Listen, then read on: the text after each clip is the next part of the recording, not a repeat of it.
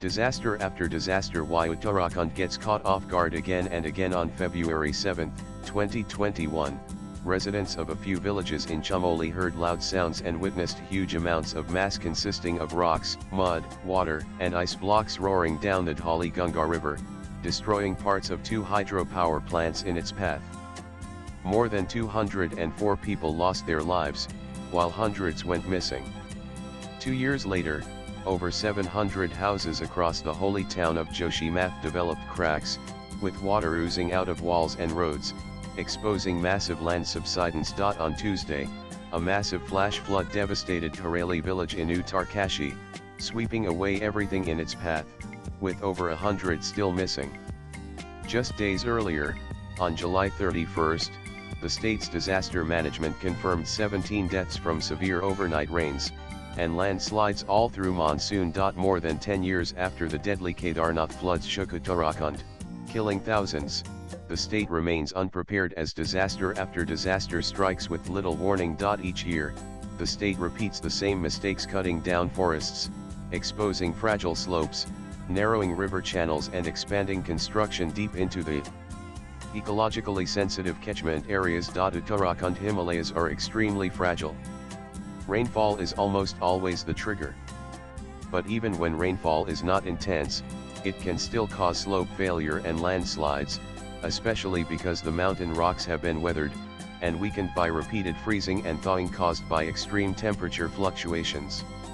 Temperatures in upper altitudes are rising more than in the plains, said Dr. Kalachane Sain, former director of Wadia Institute of Himalayan Geology WIHG, Dehradun. With rampant construction of hydropower projects, hotels, roads, and highways, all driven by a booming tourism industry, trees are being felled mercilessly, destabilizing the hills. Geologists explain how the persistent rains tend to percolate into the subsurface layers, saturating the soil and weathering rock mass. In areas where forest cover has been removed, there is little to hold the soil in place. The infiltrated water adds weight to the slope material, making it heavier, which gives into even a slight disturbance and causes a massive landslide.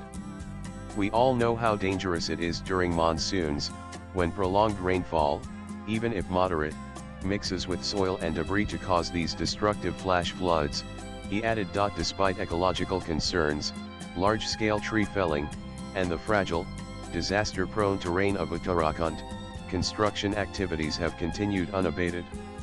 A total of 2,969 km of national highways have been developed between 200 and 1,415 and June 2025, Union Transport Minister Nitin Gadkari told Parliament this July. A centerpiece of this is the Union government's Chardham National Highway Connectivity Program to improve road access to 4 pilgrimage sites of Yamunotri, Gangotri, Kedarnath, and Badrinath. Dr. Anand Sharma, former Additional Director General at IMD, known for predicting the intense rain spell leading up to the Kedarnath floods in 2013, highlighted the failure to ensure early warnings. Cloudbursts are challenging to predict.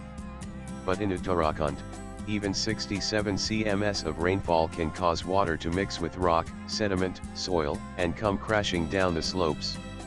Radars should be able to detect such cloud formations, and that warning be disseminated immediately. These disasters unfold within seconds, so the response time must be immediate.